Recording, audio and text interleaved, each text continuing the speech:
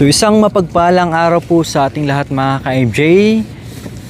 Ang muling pagbabalik po namin dito sa bahay po ni Nanay Antonina. Kung naalala nyo po last time, kakatapos lang po ng bahay niya. So ngayon ay ito, may panibago naman po tayong hinatid. Table and chairs po na pinabot po sa ating generous sponsor na si Ma'am Tess Hebert po. No?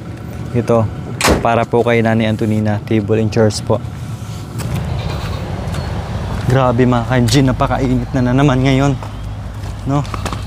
Super init. Tanghaling tapat po kasi. Alauna po ba? Kuya no?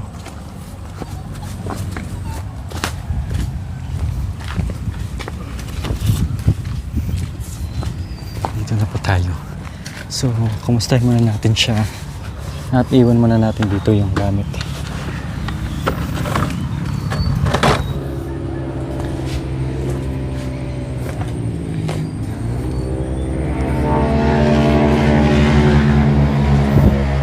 Tao po. Tao po. Magandang tanghali po, Nanay Antonina. Anong ginagawa niyo po? Naglilinis, inaayos ko yung ano. Naglilinis po kayo. Ayan. Kasi pinatulog ko pa yung bata, iniwan nila sa akin. Kaya, buti ko nadalaw kayo. Opo, napadaan na Nanay Antonina. So yun mga ka-MJ, nabutan po natin si Nanay Antonina. Naglilinis po, nagliligpit na naman. Siyempre, yung mga gamit niya po doon, no? Sinisipirit niya po dito sa bagong bahay niya. So, kumustahin natin si Nanay Antonina dito. So dito mga ka-MJ, sa lugar po ni Nanay Antonina ay napaka tahimik, napaka fresh air din po, no? Napaka peaceful yung lugar niya dito. Kasi kabilaan po ay taniman po ng mga palay, no? Green na green po yung paligid ni Nanay Antonina. Ayan. So, napakaganda po talaga. Tapos, the same time yung bahay niya po. Ayan. Pagkatapos may malaking puno ng mangga, ay dagdag din po ito sa lilim dito sa bahay ni Nanay Antonina. Kahit walang electric fan, Bunton. is okay lang po. No? Tapos may santol. Tapos dito sa kabilang side din po, ay taniman din po nila. Last time po, dito po sila nagtatanim ng mais. Dito po kayo tugaw sa bangko, sa trono ni Nanay Antonina. Ay, apo. Yeah. Tahimik, kumusta naman po kayo dito, Nanay Antonina? Ito, kung hindi ako umaalis dito dahil yung bata, lagi nila iniiwan dito. Saan po ba sila, Dave? Kumukuha sila ng lidangan. Saan po? Ewan ko, doon yata sa doon sa dulo sa mga doon. ilog-ilog po. Oo. Masarap po yun, no? Oo Di nga. ba dati kumukuha din po kayo ng mga Oo kukulig nga, di ba pinunta niyo pa ako doon sa ilog noon, Ay, oo kumukuha nga ng po. kangkong. Eh ngayon, malalim naman yan. Hindi ko alam, sa ano yata, San Roque, sa San Vicente. Yung mga regasyon. So, ang ginagawa po kasi ni Nanay Antonina, mga ka-MJ, no? Kumukuha ng kangkong. Kasi dyan, maraming ano po dyan, kangkong. Tapos ligda na tinatawag ko yung mga kuhol po, no? Binibenta po ni Nanay Antonina. So ngayon, yung mga apo niya na lang ang nangunguha. Tapos siya nagbabantay din sa apo niya dito. Tapos sa tuhod. About, hindi nga ako noong isang araw, pagpunta ako doon sa bukid, Opo. tinabas-tabas ko yung mga Damo-damo. yung malalaki. Ngayon, dumating ako, sabi ko, andito si Marilo, magkukuha din ng bisukol. Bisukol. O, ngayon, sabi ko, nagpailot doon sa likodan na si Marilo ng langis dahil pupunta sila. Sabi ko, hawakan mo na yung bote, nahihilo na ako, umiikot na yung paningin ko. Sabi, bakit sa kay galing? Doon sa dulo ako. Opo, hindi na po pwede sa inyo, Nanay Antonina, yung ginagawa nyo noon na kilos dito, Yun. kilos doon. Kasi may edad na po kayo, no? Yun nga, So, ito mga MJ, habang naghanap buhay po yung apo niya, no? sige, inom ka pa. Siya naman Inom ay pa. nagbabantay Inom pa dito sa kunti, apo niya sabi sa nila, tuhod. inom ka para mawalas yung ubo mo. Natutulog po. Diyan ka Nanay Antonina, kumusta po yung tulog niyo dito sa bagong bahay niyo po? Awan ng Diyos, kaya nakabukas yung pintuan, yung bintana. Para ano po, para fresh air, no? Oo. Eh, Para sabi hindi naman si Marilo, nung nagpunta sila, ba't mo binubuksan ito daan ng atros, yung mga hindi mo nakikita. Mm. Eh, di bali, dumaan lang sila, kako. Okay lang po yan para yung hangin, Papasok. pasok. Kahit dun sa bundok na yun, natutulog lang po kami sa... Yung bubong niya po is kugon, tapos doon na po kami natutulog sa lamesa. Kaya nga linipat ko na yung ni tatay yun dyan, Yung litrato po. ito, tignan niyo. Tingnan natin yung litrato ni tatay. Inayos ko na ngayon parang dito, dyan ako, pag natutulog ako, nakikita ako. Gusto, pasok tayo. Ayun, nandito na yung litrato ni Tatay Berteng. Inayos ko ngayon Ayun, nakaayos na para habang natutulog daw si Nanay Antonina, nakasulya pa rin sa kanya yung mahal niyang mister. Oh, ang ganda ni Nanay Antonina dito, oh. Pero puti na rin yung buhok. Opo. Ito, itim po sa taas. Ito yung, Nanay Antonina, na kinasal po kayo ni Tatay Jun. Ay, hindi, yung anak ko yan, ang pangalawang lalaki. Ay, kinasal po? Ay, pangatlo. Kinasal Oo, po? sa Laguna. Ah, yun. Ito si Nanay Antonina, kapag kulay itim yung buhok niya, bagong kulay. Opo. Oh, bagong kulay. Yan. Kasi sabi yung anak ko, kukulayin niyo na yung buhok yun, nanay, sabi. Ayun. Saan po pala yung mga anak niyo ngayon, ay? Ito po. Nasa Laguna. Nasa Laguna po yan. May pamilya yun. Ilan nga po anak niyo lahat, Nay? 4. 4 yung anak ni Nanay Antonina. 2 lalaki, 2 babae. Ayun na po, yung mga gamit po ni Nanay Antonina, mga ka-MJ. Unti-unti niya na pong nililipat dito. Ito, apo ko ito, yung Babae po. yung andun sa Laguna. Ito, Yung apo. sinasabi ko sa inyo nung high school siya. So, ayan. At least ayos na. Ako. Yan, parang Napapansin ko po dito, ang sarap naman po ng ulam nyo. pwede kunin mo yan, yan. Ano gusto nyo ulamin yan? Oh, palayang. May mushroom. Oo, palayang Ligaw. ligaw ito. Opo. Anong luto po itong nyo? Ano lang, pakulan nyo lang ng Tapos lagyan ng asin po. asin lang. Saka Saan po ito galing, Nay? yung mga bunto na yung mga punto-puntong ganyan Opo. lupa. Sa punso? Opo. Gilid ng punso. Ayan, ang sarap ng ni Nanay, yung mushroom, oo. Hindi, kunin nyo na lang. Kasi Hindi, okay lang po, para may ulam po Hindi, kayo. kahapon, kagabi nagulam naman kami ng ganyan. Yan din inulam nyo po. Oo. Sa bundok, marami din po kailang. Doon sila sa Nay, sa may sagingan po. Mm-mm. Ayan. So ito, no? Ito pa rin yung buhay ni Nanay Antonina dito. Namuhay ng simple, tahimik. Saya tayo dahil meron siyang panibagong bahay, mga ka-MJ. Yun lang. Ang tagal na rin, no, Nanay, no? Yung bahay nyo, tinitiis nyo po sa ganun.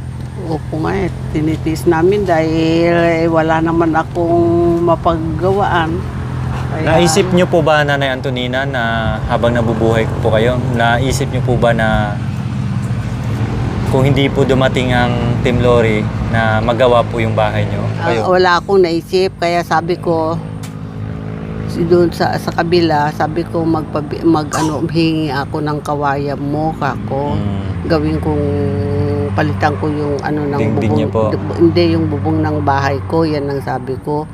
Kahit 10 piraso lang, yan ang sabi ko. Eh di sabi naman, kumuha ka sabi. Saka na lang dahil wala pa akong bibili, ipapalit nga yung yero kako. Opo, sin. Kasi sira yung iba kako. Pag lang ako, pag sahod ko ng senior ko itong ewan ko, baka October siguro kako, bibili ako ng 3 piraso nga SIM, pagtiyagaan ko muna yung mga luma, yan ang sabi ko. Dito naman anak ko, sinabi ko sa kanila, hindi ko pa magagawa yan dahil simple naupura namin yung trabaho namin. Sabi ko naman sa kanila, hindi balik ako, basta andyan na yung gamit, alimbawa kako, papatayo yun na lang. Gusto nyo patayo na ayaw, di pumunta na ako sa taas, sabi ko. Doon sa bahay namin sa taas. Ayusin ko na yun bahay doon. Ako. Paano ka makakatulog doon na naman ng tubig. Maabot naman ng tubig hanggang dito. Doon sa salas na, sabi. Paano yan? Ako, di magawa na lang ako ng papag. Sabi ko doon. Naya yung ayusin yung bahay. Saka na lang pag may panahon ng tao, simple namin yung trabaho. Lahat ng mga tao busy po, Nay. So ngayon, no, ang bait po talaga ng Panginoon, Nay, no? Nagpunta nga si Madam dito, nagulat nga ako. Opo. may daladalang mga ano, nagtataan Yung mga gigiba na sa bahay niyo po. Opo. Aba, wala naman Seryoso na to ah. wala naman sinabi si madam sa akin. Sabi ko, ng isip ko. Ay nako. Siguro naisip na siguro. Totoo nga po yung kasabihan, nanay, no? Habang buhay may pag-asa. Di ba? Ang bait ng Panginoon sa atin. Kahit ganyan yung umabot po Ayan. kayo sa edad na ganyan, Kaya pag-asa po, pa rin na nagawa yung bahay niyo po. Ang saya ko, napapaluhan na lang ako, pinagdadasal ko na lang yung saya ko. Sabi ko, salamat Panginoon, kako. Meron nagbigay sa akin ng bayaya ng bahay ko. Opo. Maraming salamat po. Di ba nung bago kami dumating na yung mga bagyong parating, no? Opo. Paano po yun, yung ibang bahay niyo po na tumatagilid na lalo? O lalo Sa na- hangin? Opo, kaya naman daming suray. Kaya Linigay ko sa nakatagilid. loob. Opo, marami nang naka-posting-posting, Oo. nakalalay. Liniligyan ko na dahil baka matutumba, baka alimbawa natutulog ako, bigla lang matumba, di natabunan na ako. Yan ang sabi ko. Kaya yun po mga ka-MG, lubos po tayo nagpapasalamat sa Yun ating po. unang-una po sa Panginoon, no? At sa team na Opo. naging tulay po para Sabi ko. mabuo po itong bahay ni Nanay Antonina. Of course, sa ating mga generous sponsors na lagi nandyan na para sa ating mga kapwa na matulungan din po. Yan Nanay nga. Antonina, napansin ko po itong trono nyo, nabubuhay pa po noon si Tatay Berting, nandito na po yan. Opo. Bakit hindi nyo po napalitan? Uy, wala Ayun nga. na, parang nakailang opera na po yan, oh. Eh, paano po? Wala naman akong pangbili kahit ano. So, ngayon po, Nanay Antonina, dahil lumang-luma na po yung trono nyo na upuan, pwede bang palitan po natin ng bago yan?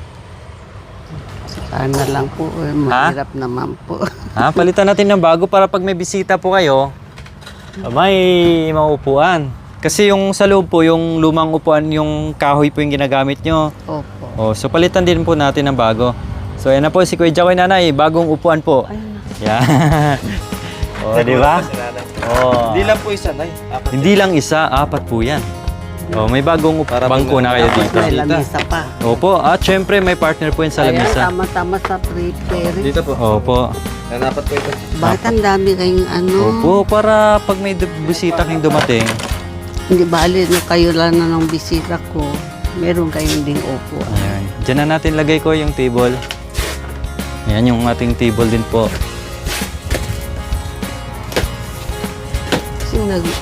Sino na nagbigay man?